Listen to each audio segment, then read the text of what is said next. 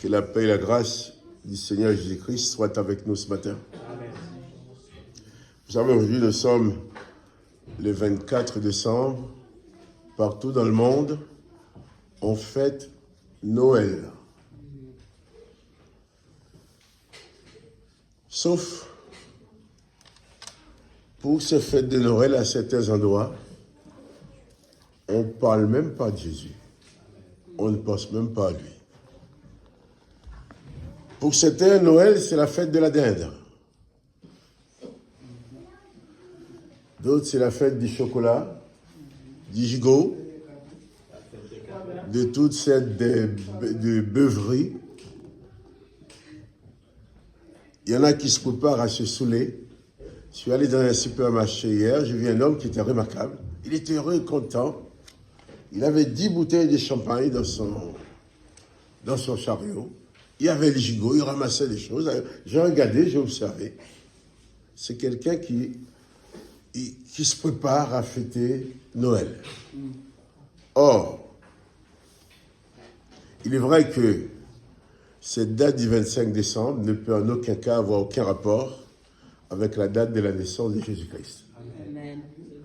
La naissance de Jésus-Christ ne s'est pas du tout située en décembre. Déjà, quand on nous parle des bergers qui étaient avec leurs brebis, des gens qui sont venus pour Noël, à cette époque-là, ce n'était pas possible. On n'a pas de date. Toutefois, quand il s'agit de bien faire, s'il s'agissait vraiment de donner gloire à Dieu, de glorifier le nom de Jésus, la date n'est pas importante. Comme a dit nos frères qui m'ont précédé, nous n'attendons pas le 25 décembre pour glorifier Jésus. Nous n'attendons pas le 25 décembre pour chanter joyeux anniversaire à Jésus devant un gâteau avec des bougies allumées. Pour nous, l'adoration de Jésus, c'est une affaire de tous les jours. Mais cette date est choisie, pourquoi pas?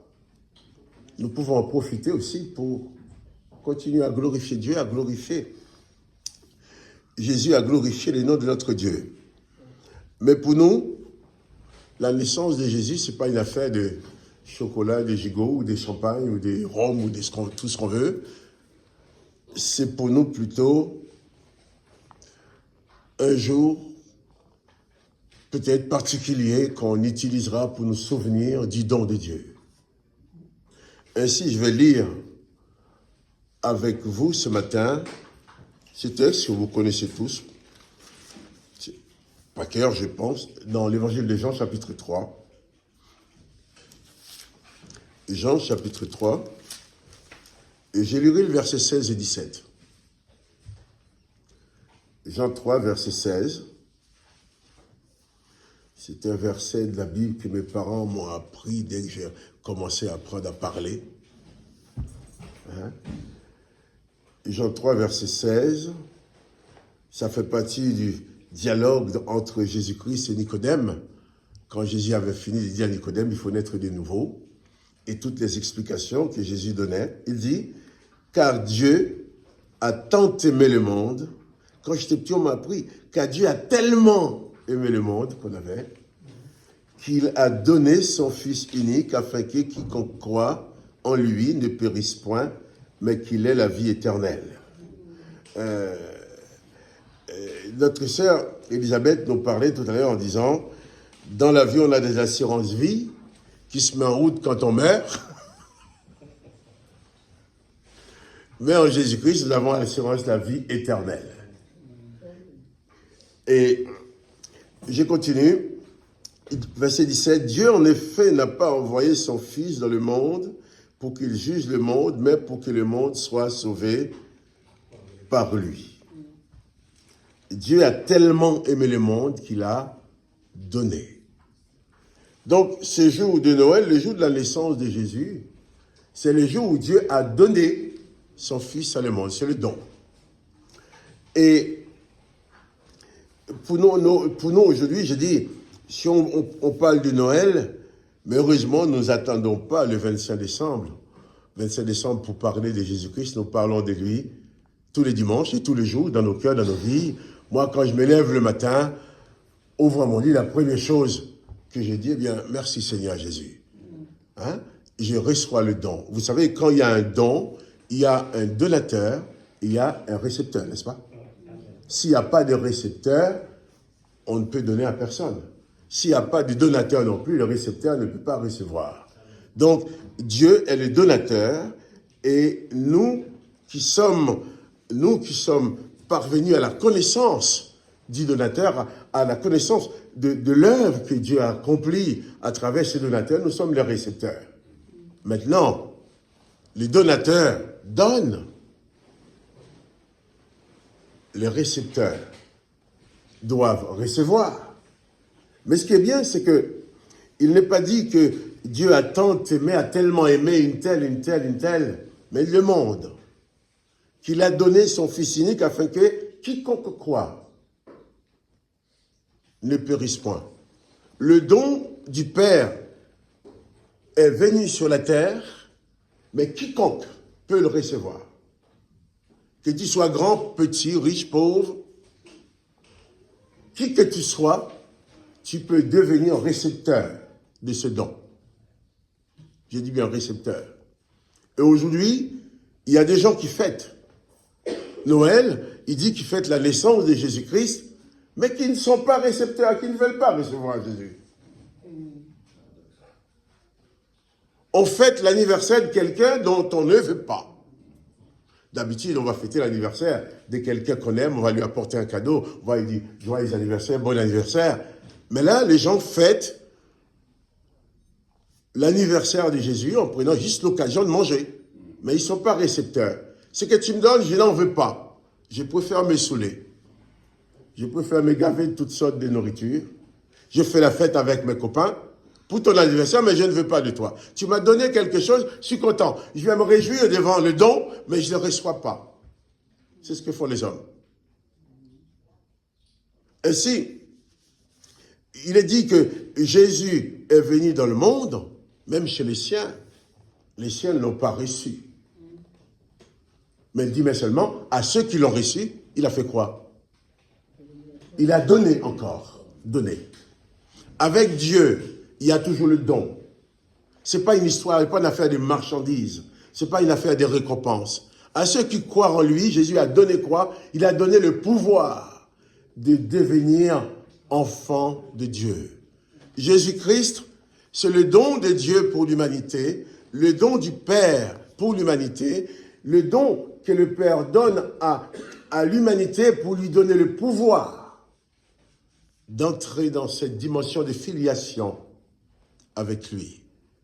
Donc, si nous fêtons Noël, nous fêtons donc le don et nous fêtons aussi le donateur. Parce que quand je reçois un don, je prends un don, oh ça me fait plaisir, mais je dis quoi? Je dis merci, n'est-ce pas? Merci au donateur. C'est l'occasion de dire merci au donateur. Et Jésus va se trouver aussi face à la femme samaritaine. Face à la femme samaritaine, et Jésus va lui adresser la parole. Et cette femme va être étonnée, mais toi qui es juif, tu t'adresses à moi qui suis une samaritaine, en plus une femme, tu me demandes à boire. Jésus va lui dire, Jean chapitre 4, verset 10, « Si tu connaissais le don de Dieu, et qui est celui qui te dit, donne-moi à boire, tu lui auras toi-même demandé à boire, et il t'aura donné l'eau de la vie. » Jésus, c'est le don de Dieu. Noël, si nous voulons fêter la naissance de Jésus, nous fêtons le jour, ce jour exceptionnel où Dieu a fait don aux hommes. Et si nous voulons vraiment fêter cela, il faut que toi-même, il faut que chacun de nous devienne récepteur, réceptrice. Si tu n'es pas récepteur, tu n'as pas besoin de fêter le cadeau, fêter le don. Jésus dit à cette femme, si tu connaissais le don de Dieu, si tu connaissais le don de Dieu. Ce matin, juste avant que ma femme qui est réveillée avant moi vienne me réveiller, j'étais dans un rêve. Voyant autour de moi plusieurs personnes que je connaissais bien, et d'autres que je ne connaissais pas.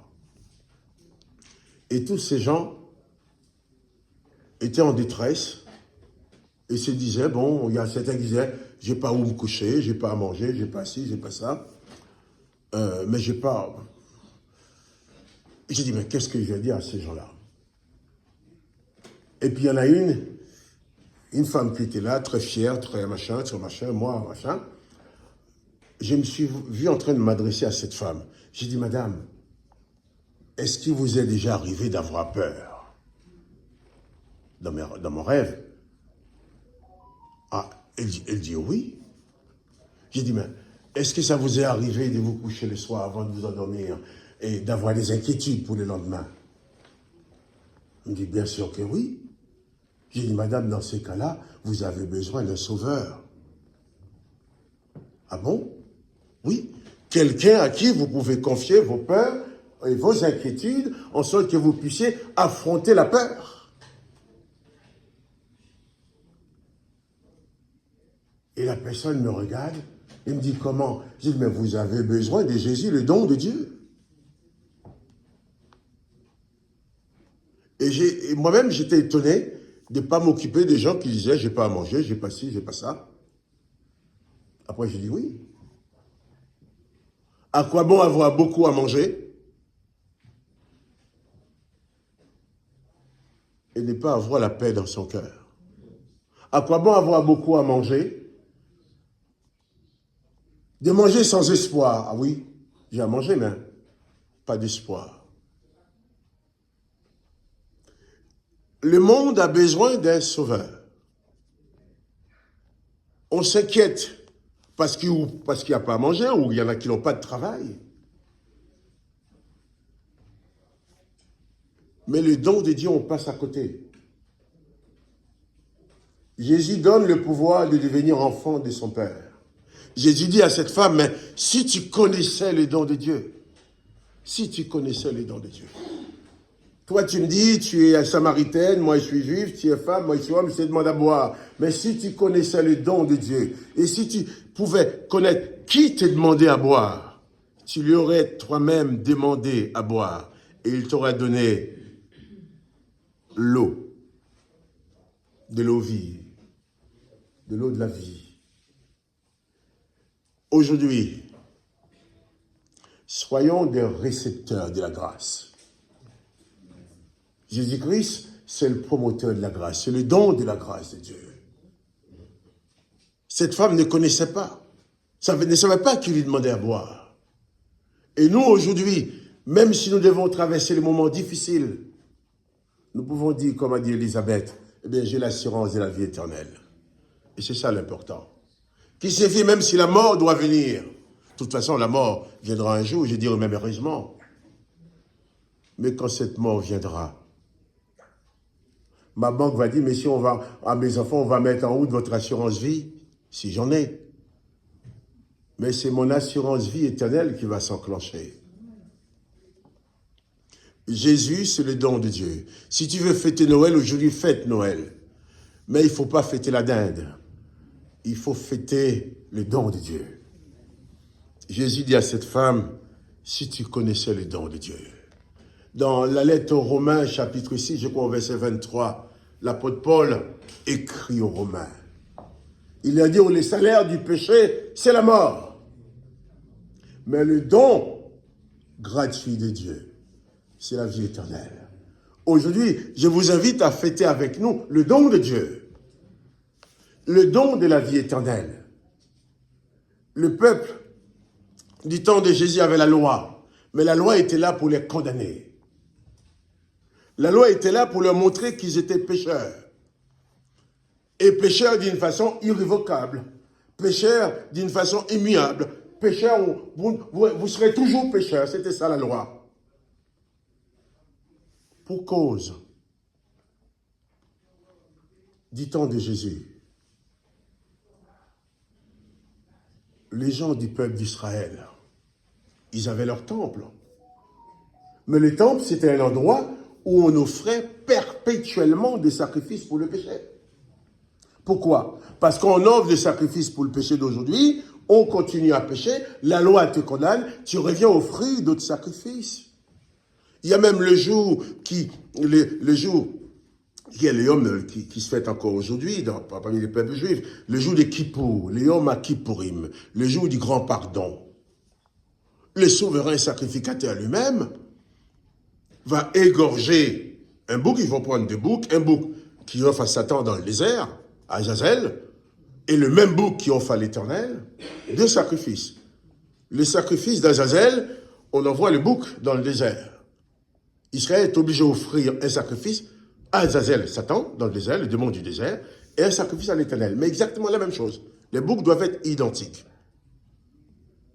Ils vont envoyer quelqu'un qui va avoir la tâche d'amener le bouc à Azazel dans le désert, et le bouc de l'Éternel va être égorgé. Le sang du bouc va être apporté dans les sanctuaires qu'on appelle le lieu très saint. Et vous savez, les souverains sacrificateurs, les grands sacrificateurs, pour entrer dans ces lieux, il a le droit d'y entrer qu'une seule fois par an, le jour de Kippour, le jour de Yom Kippour. Et il va entrer avec le sang du bouc, tout en tremblant. Parce que quand il arrive devant les propitiatoires, avec le sang du bouc, il y a deux choses. Ou l'Éternel va agréer le sang, mais le souverain sacrificateur va sortir vivant, et tout le peuple va chanter Alléluia, qui se fait louange à l'Éternel. Ou le sang ne sera pas agréé. Comme le sang n'est pas agréé, les souverains sacrificateurs qui a apporté ce sang qui n'est pas agréé étaient tombés raidement par terre. Et personne n'avait le droit d'entrer derrière le voile pour aller le chercher. C'est pour ça, lorsqu'il entrait dans ces lieux, il avait toujours une corde attachée à sa ceinture.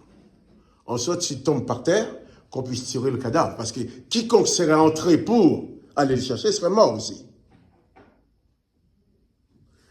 Et c'est à cette époque-là, Jésus est venu, que le Père a fait ce don aux hommes.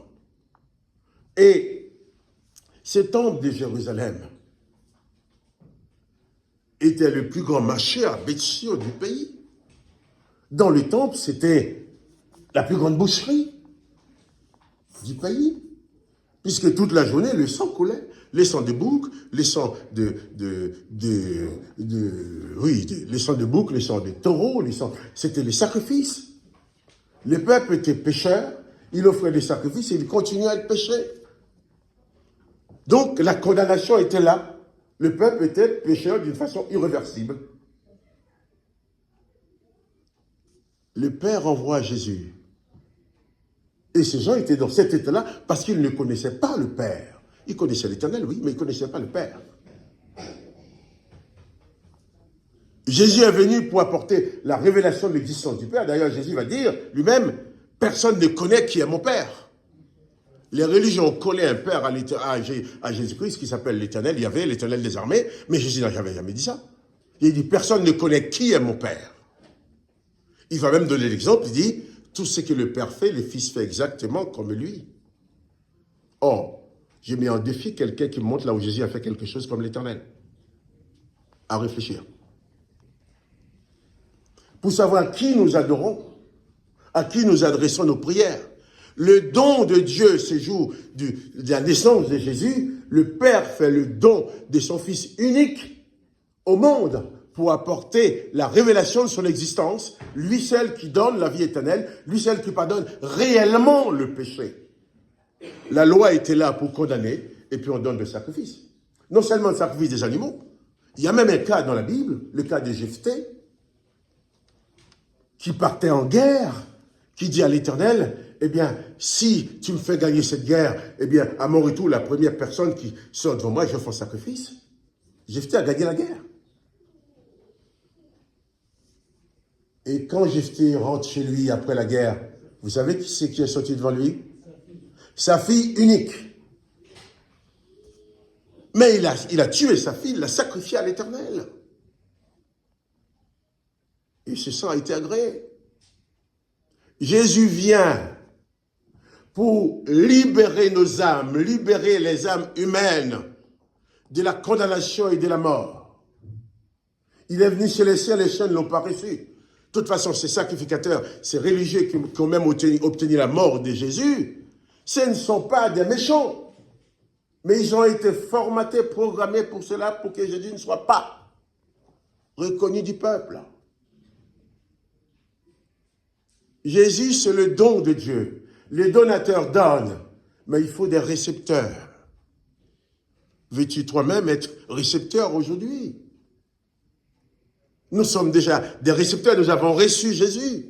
Mais prenons-nous la mesure, la dimension, l'importance de ce don de Dieu qui est la présence de Jésus-Christ dans nos vies. La loi est là pour condamner, pour punir. La grâce est là pour nous libérer du péché. Tandis que dans le temple, les gens offraient le sacrifice. Tous les jours, chaque année, on fait les mêmes sacrifices parce qu'on continue à pécher. Puisque l'homme était sous la domination du mal, de la loi et du mal. Jésus arrive, il va dire à cette femme samaritaine, si tu connaissais le don de Dieu, toi aussi qui m'écoutes, toi qui es là avec moi, si tu connaissais le don de Dieu, si tu pouvais réaliser cette dimension du don de Dieu qui est Jésus-Christ pour toi, qui fait qu'aujourd'hui tu vis dans un corps. Je vis dans un corps. En voyant mon corps, on dit, je vis Marc-Joseph. Mais non, mon corps n'est pas moi. Et je ne suis pas mon corps. Mon corps, c'est seulement cette enveloppe qui me permet de me manifester dans ce monde. Mais mon moi, il est invisible. La preuve, un jour, je vais me débarrasser de ce corps comme un vieux vêtement. Mais ce qui est bien, c'est que Jésus a dit, celui qui croit en moi vivra éternellement. C'est pour ça, face à la mort, face aux circonstances de la vie, Jésus va dire dans Jean chapitre 14, que votre cœur ne se trouble point. Croyez en Dieu, croyez en moi. Il y a plusieurs demeures dans la maison de mon Père. Je m'en vais vous préparer une place. Et quand je m'en serai allé, je vous aurai préparé une place, je reviendrai. Et je vous prendrai avec moi. Afin que là où je suis, vous y soyez aussi. C'est là notre espérance. C'est cela, c'est tout cela, c'est tous ces dons de Dieu que nous devons fêter. C'est ça que nous devons avoir dans nos pensées, dans nos têtes, dans nos cœurs. Dans Jean chapitre 17, par exemple, nous pouvons lire Jean chapitre 17, dans cette prière de Jésus. Après avoir ainsi parlé, verset 1er, Jésus leva les yeux au ciel et dit, Père, l'heure est venue, glorifie ton Fils, afin que ton Fils te glorifie, selon que tu lui as donné le pouvoir sur toute chair, afin qu'il accorde la vie éternelle à tous ceux que tu lui as donnés. Entre Dieu et les hommes, entre Dieu et l'humanité, il y a toujours question de dons. Il n'y a pas de marchandise, il n'y a pas de mérite. Personne ne peut mériter d'être auprès de Dieu. Personne ne peut mériter. Pourquoi? Parce que de par notre nature, nous faisons tantôt du bien, tantôt du mal. L'apôtre Paul lui-même va dire, quand je vais faire le bien, c'est le mal qui agit en moi. Je fais le mal que je ne veux pas faire. Il est question des dons. Selon que Dieu a donné à Jésus-Christ le pouvoir, afin qu'il donne la vie éternelle. Oh, la vie éternelle, c'est qu'il te connaisse, toi le seul vrai Dieu, et c'est lui que tu as envoyé, Jésus. Il donne. La grâce est donnée. Le jour de la naissance de Jésus, c'est le jour où nous devons utiliser pour dire merci aux donateurs. Que nous nous comportions comme des récepteurs conscients. Quelqu'un peut te faire cadeau quelque chose d'une grande valeur. Comme tu ne connais pas la valeur de la chose, tu le prends, tu le mets par terre, n'est-ce pas? Le Père nous donne son Fils unique. Je dis bien Fils unique. On dit, ah bon, il a 5 fils, il en donne un, il en reste 4. Il a un Fils unique. Dieu a tant aimé le monde qu'il a donné son Fils unique. Et là aussi, je vous fais une autre remarque à réfléchir. Il est question du Fils unique du Père. Quand tu lis dans Genèse chapitre 6, il est question des fils de l'Éternel. On n'en connaît pas le nombre. Quand on lit dans Job, les fils de l'Éternel se sont présentés devant lui, dont Satan. Or, il est question d'un père qui a donné son fils unique. J'ai dit ça, c'est pour nous permettre de réfléchir. Et Jésus dit, personne ne connaît qui est mon Père. Et dans toutes les prières de Jésus, Jésus n'a jamais adressé une prière à l'Éternel des armées. Il n'a jamais prononcé ce nom-là. Il dit toujours Père. Et là, lorsque nous prions, nous lançons nos prières dans un monde spirituel que nous ne maîtrisons pas. Je prie. J'entends ma prière, on entend ma prière, mais je ne vois pas le parcours de ma prière. Je ne maîtrise pas. Donc je ne maîtrise pas ce qui se passe dans le monde de l'esprit. C'est pour ça que Jésus dit, quand vous priez, demandez en mon nom. Vous demandez, ce que vous demandez au Père en mon nom. Il n'a pas dit ce que vous demandez à l'Éternel. Ce que vous demanderez au Père en mon nom, je le ferai, afin que le nom du Père soit glorifié. Qui fait que, par prudence, comme je n'ai pas d'autre référence, d'autre nom que Jésus nous a montré. Jésus dit, c'est le don du Père. Il parle que du Père. Quand je prie, j'adresse ma prière au Père dans le nom de Jésus. Je me rappelle, c'était au Congo, c'était quoi? C'était dans le quartier de Matadi. Genre, il y a une sœur qui dit, à passer, je vais te montrer quelque chose. On m'a offert un calendrier qui a plus que 100 noms de Dieu pour adresser nos prières.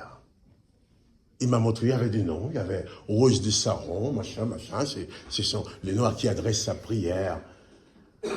J'ai dit, écoutez, vous avez 100 noms, je pense, plus que 100 noms, à qui? 100 Dieu à qui adresser vos prières. Mais moi, Jésus me dit, demandez au Père. Jésus n'a pas dit d'adresser ma prière à la Rose de Saron, d'adresser ma prière au tel machin, au truc, au tel nom. Il est dit, demandez au Père en mon nom. Le seul don de Dieu, le seul don qui peut nous conduire dans la communion avec Dieu et être protégé contre toutes ces puissances démoniaques qui agissent dans ce monde, c'est le nom de Jésus-Christ. Jésus-Christ, c'est le don de Dieu pour ta délivrance, pour ma délivrance. Jésus dit à cette femme, si tu connaissais le don de Dieu. Jésus dit au Père, eh bien, selon que tu m'as donné, de leur donner la vie éternelle. Et si je continue encore ma lecture dans Jean 17, verset 6, Jésus dit, j'ai fait connaître ton nom aux hommes que tu m'as donné. Tiens. Jésus, c'est le don du Père pour moi, et moi, je suis le don du Père pour Jésus. Jésus, c'est le don du Père pour toi. Et toi, tu as le don du Père. Jésus dit aussi, j'ai fait connaître ton nom à ceux que tu m'as donnés au milieu du monde. Il était à toi et toi, tu me les as donnés. Ils ont gardé ta parole. Maintenant, ils ont connu que tout ce que tu m'as donné vient de toi. Toujours question de dons. Il n'a pas dit que j'ai acheté, que tu m'as vendu, que tu m'as récompensé. Verset 8, car je leur ai donné les paroles que tu m'as données. Et ils les ont reçues. Ils ont vraiment connu que je suis sorti de toi. Ils ont cru que tu m'as envoyé. C'est pourquoi je prie. C'est pour eux que je prie. Je ne prie pas pour le monde, mais pour ceux que tu m'as donnés, parce qu'ils sont à toi. Au verset 11, Jésus dit, je ne suis plus dans le monde, et ils sont dans le monde. Et je vais à toi, Père Saint. Garde en ton nom ceux que tu m'as donnés, afin qu'ils soient un, comme nous. Noël, si on peut prendre ce mot, pour moi, c'est le don. Il y a un donateur et des récepteurs. Comportons-nous en récepteurs pour recevoir ce que Dieu nous donne. Qu'importe ce que les gens vont penser de toi. Si quelqu'un pense avoir le droit de prononcer un jugement sur ta vie. Ah oui, toi, comme tu n'es pas bien, tu n'es pas si. Laisse-les faire. Mais toi, contente-toi de t'accrocher au don de Dieu. Jésus, c'est le don de Dieu pour toi, le don de la grâce. C'est l'apôtre Paul, cet homme qui est devenu l'apôtre Paul, Saül de Tarse, qui était un tueur des chrétiens. Il était en route pour aller tuer les autres, mais quand il tuait les autres au service de l'Éternel, c'était un ministre, un rabbin, un docteur de la loi. Il allait au nom, il faisait du bien pour lui. Au nom de l'Éternel, il avait tué les chrétiens. Mais Jésus l'a rencontré. Jésus ne l'a pas tué, n'est-ce pas? Hein? Jésus n'a pas dit, il pourrait être dans tu veux tuer mes serviteurs, je te tue. Non. Jésus l'a sauvé. Il est devenu serviteur de Jésus-Christ. Et l'apôtre Paul va dire, il n'y a donc maintenant, les docteurs de la loi, qui tuent au nom de la loi, il n'y a donc maintenant aucune condamnation pour ceux qui sont en Jésus-Christ. Et c'est l'apôtre Paul aussi qui va dire dans, je crois, 2 Corinthiens 3, il va parler, il va dire, eh bien, dans le temps, j'ai travaillé sur le ministère de la mort. Il dit, si le ministère de la mort avait un certain éclat, une certaine gloire, le ministère de la vie et de l'esprit, c'est autre chose. Et il est les seuls qui pouvaient le dire, parce que l'apôtre Paul a exercé son ministère au service de l'Éternel. Ils appellent ça le ministère de la mort et de la condamnation. Et son ministère, sous le règne de Jésus-Christ, s'appelle le ministère de la vie. Il y a beaucoup de choses à dire. Énormément de choses à dire dessus. Mais seulement, je vais dire ce matin, soyons de bons récepteurs. Ta vie éternelle, ta vie avec Jésus-Christ, ce n'est pas l'affaire des autres. Nous sommes là ensemble, nous prions ensemble pour nous encourager. Nous apprenons ensemble. Mais après, chacun a sa vie personnelle.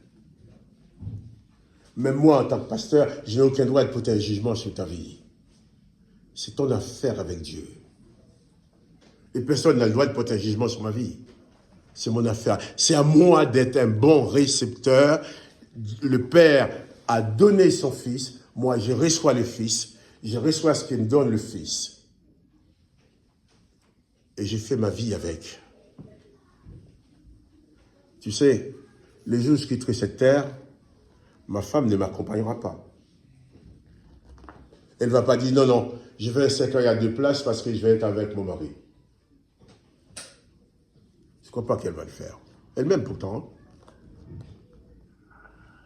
Moi, je n'en ferai pas pour elle non plus. Chacun sera tout seul face à sa vérité. Jésus, c'est le don de Dieu.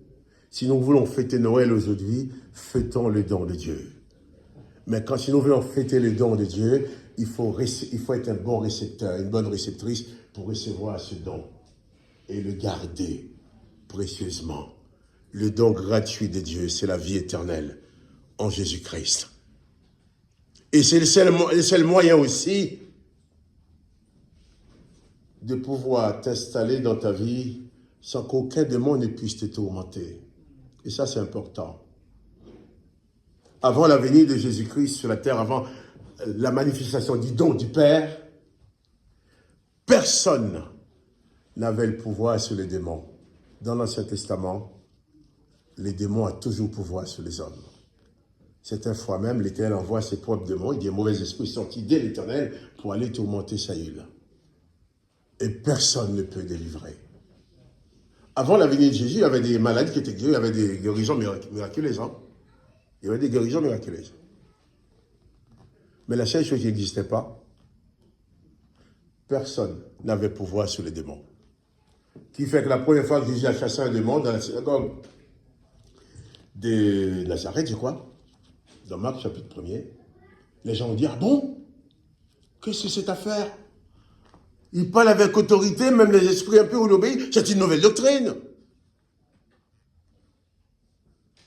Et beaucoup de gens passent leur vie à invoquer l'Éternel, à prier dans les églises, et sont tourmentés par des démons. Quand tu invoques l'Éternel, tu te places dans le domaine de l'Ancien Testament. Là, les démons ont toujours le pouvoir, ils ont le pouvoir. Mais quand tu invoques le Père dans le nom de Jésus-Christ, les démons n'ont plus de pouvoir. Et ça, c'est important. Dans nos prières, les mots, chaque mot a sa valeur. Je dis bien, j'en lance ma prière dans le monde spirituel que je ne maîtrise pas. Mais Jésus connaît le monde spirituel. Jésus maîtrise le monde spirituel. Donc, mieux vaut suivre, je dirais, la recette de Jésus pour avoir les bons résultats.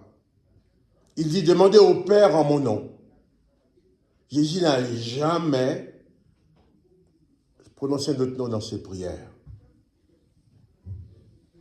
Je n'ai pas la capacité de tout vous expliquer puisque je ne maîtrise pas le monde spirituel. Mais je peux dire, Jésus qui en a la maîtrise m'a dit, voilà comment on fait. Lui, il connaît la route. Il dit, priez en mon nom. Ma prière, c'est Père au nom de Jésus. Jésus, c'est le don du Père pour moi. Si je fête Noël, je me fais un bon récepteur pour recevoir le cadeau. Hein? Pour Noël, tout le monde va faire des cadeaux. Cadeaux ci, cadeaux ça, cadeaux ci. Il y a des cadeaux qu'on met à la poubelle. Il y en a qu'on revend. Il y en a qu'on met dans le grenier, qu'on ne sort plus jamais. Il y a des cadeaux qu'on te donne. Tu prends, tu dis merci, mais tu te dis, mais qu'est-ce que je vais faire avec ça?